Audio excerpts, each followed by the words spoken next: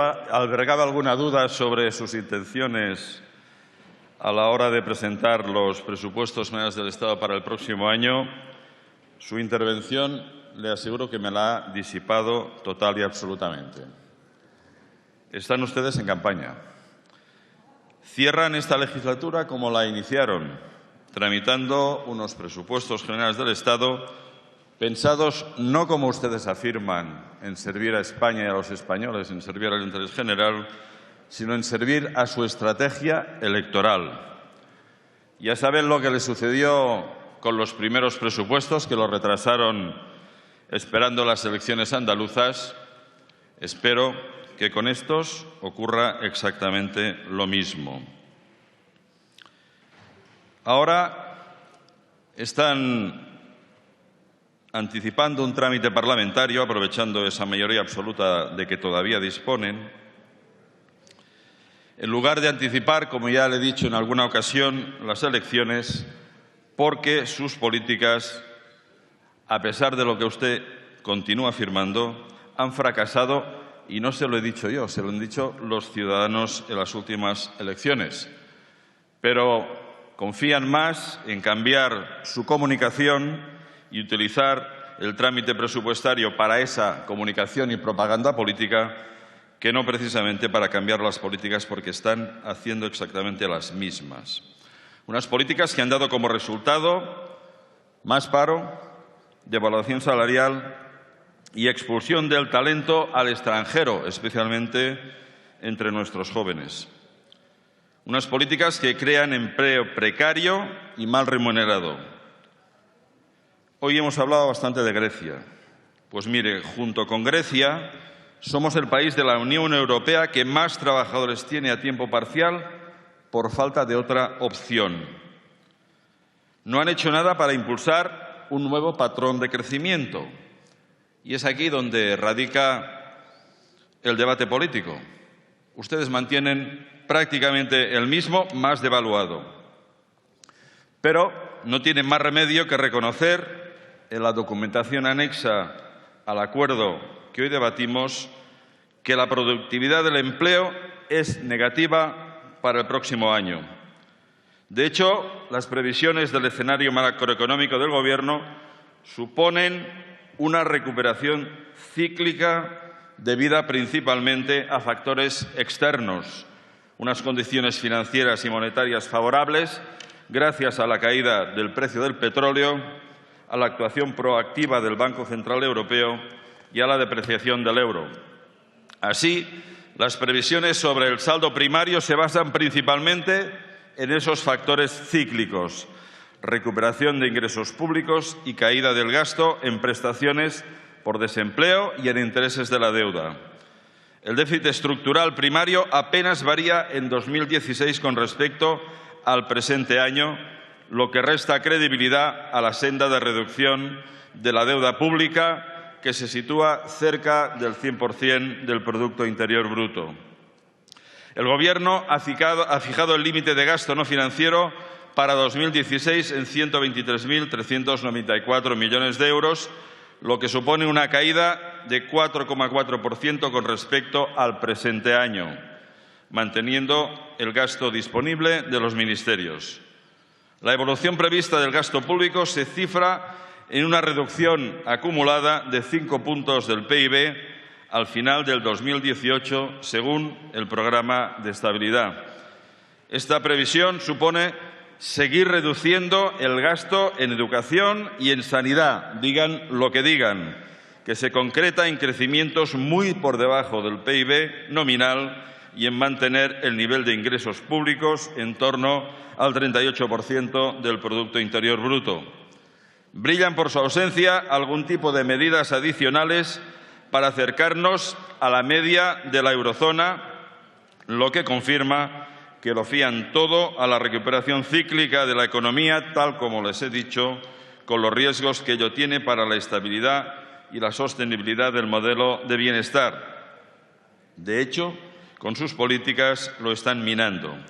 En 2016 hay que reducir el déficit público en 1,4 puntos porcentuales del PIB hasta el 2,8, lo que supone unos 15.000 millones de euros, cifra que hay que añadir aproximadamente unos 5.000 millones de la probable desviación que se va a producir este año, lo que eleva esa cifra a un total de casi 20.000 millones de euros. El Gobierno espera ajustar dicha cifra por el efecto del ciclo económico. Los ingresos públicos aumentarán en torno a un 4%, lo mismo que el crecimiento del PIB nominal, lo que se traduce en aproximadamente 15.000 millones de euros. Y caerán los gastos en prestaciones por desempleo, que además de la caída del paro, esconde la reducción de la tasa de cobertura de los parados y los intereses de la deuda con respecto a este año, gracias, como he comentado, a las políticas del Banco Central Europeo.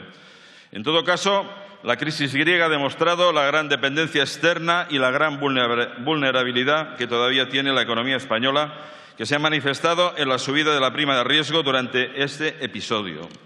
La recuperación que hemos visto en el crecimiento, tanto del PIB como del empleo, son debidas a ese ciclo económico y no a reformas que haya llevado a cabo el Gobierno. Por eso seguimos teniendo debilidades que se manifiestan en desequilibrios macroeconómicos, como la elevada deuda pública, el déficit público primario más alto de la eurozona, solo nos supera Chipre, la deuda pública que sigue creciendo y roza ya el 100% del PIB y la segunda tasa de paro más alta de la eurozona. Pero también en riesgos sociales, y esos los valoran muy poco. El elevado desempleo de larga duración y la segmentación del mercado de trabajo que frena el aumento de la productividad, el aumento creciente de la desigualdad y la sostenibilidad del modelo de bienestar. La cuestión más importante es, por tanto, cómo elevar el potencial de crecimiento de nuestra economía a medio y largo plazo, lo que se traduce necesariamente en incrementar la productividad. Estamos comprobando cómo, a pesar de aumentar el crecimiento, el empleo no termina de crecer a tasas más elevadas y los salarios permanecen estancados. Los factores externos, así como factores coyunturales y temporales, no son sostenibles a medio plazo. Para que el ajuste no termine por afectar de nuevo el gasto social, es necesario llevar a cabo una reforma fiscal seria y rigurosa que aumente y estabilice los ingresos públicos y, al mismo tiempo, revisar el modelo de financiación autonómico, ya que con el 75% del gasto de las comunidades autónomas lo dedican a servicios públicos fundamentales con la finalidad de que se adecúen los recursos a las responsabilidades de prestación de bienes y servicios públicos, que sea de acuerdo con los ingresos que pueden percibir.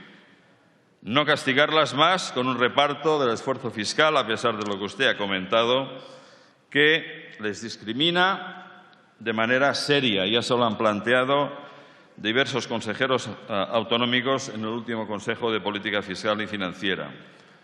También ha hablado del sistema de seguridad social. Está siendo actualmente la administración que más riesgos a corto y medio plazo está asumiendo para cumplir con la senda de consolidación fiscal. El Gobierno está utilizando de forma reiterada la hucha de las pensiones. El Fondo de Reserva ha pasado de 66.815 millones en 2011 a 39.520 el 1 de julio, un 40% menos que en 2011. El resultado es consecuencia de un modelo de empleos precarios y bajos salarios, de contratos a tiempo parcial no deseados, que reduce los ingresos por cotizaciones de los trabajadores y de medidas poco efectivas, como las tarifas planas, que reducen ingresos por la vía de las cotizaciones, y de la relación existente entre cotizantes y pensionistas. Asimismo, se está produciendo una caída de los tipos de interés que se traduce en unos ingresos por intereses potenciales cada vez más pequeños para el fondo, ya que tiene una parte invertida en deuda pública española. En definitiva, señorías, la política presupuestaria que nos proponen y que perfila el acuerdo que hoy nos plantean y por lo que usted ha comentado, para 2016 es seguir recortando el estado del bienestar, que podía haber sido menor el recorte en 5.200 millones de euros, de no haberse aprobado la reforma fiscal que beneficia fundamentalmente a las rentas más altas. En concreto, usted sabe que el 1% se ahorra de media 1.706 euros en lo que queda de año, mientras que 10 millones de contribuyentes con menos rentas se ahorran de media solo 5 euros. Mientras, un tercio de los menores de 16 años vive en la pobreza. Mientras la pobreza infantil es una lacra, disminuir impuestos a las rentas más altas y a las grandes corporaciones, señorías, es indecente. Y quien lo hace muestra sus valores no precisamente muy sociales. Pero también es una torpeza económica, porque además la redistribución de la riqueza, especialmente cuando se dirige a los niños, a los jóvenes y a las familias, tiene un efecto muy elevado sobre la demanda y sobre la productividad. Dicha redistribución es el arma más eficaz contra la desigualdad y para impulsar nuestra economía. Como he comentado al principio, en esta ocasión vuelven a utilizar los presupuestos en clave electoral. Y la reflexión final que quiero decirles: ¿han valorado de verdad el coste social que tiene su modelo? ¿Qué límites le van a poner a ese coste social? Señorías, pura propaganda. Los presupuestos generales del Estado los ponen al servicio de su propaganda, para pintarnos una España de colores, cuando en realidad nos están construyendo una España en blanco y negro. Hay que cambiar las políticas, señor ministro, no la propaganda de las políticas. Y para ello es necesario cambiar el Gobierno, y en eso los españoles nos van a encontrar. Muchas gracias.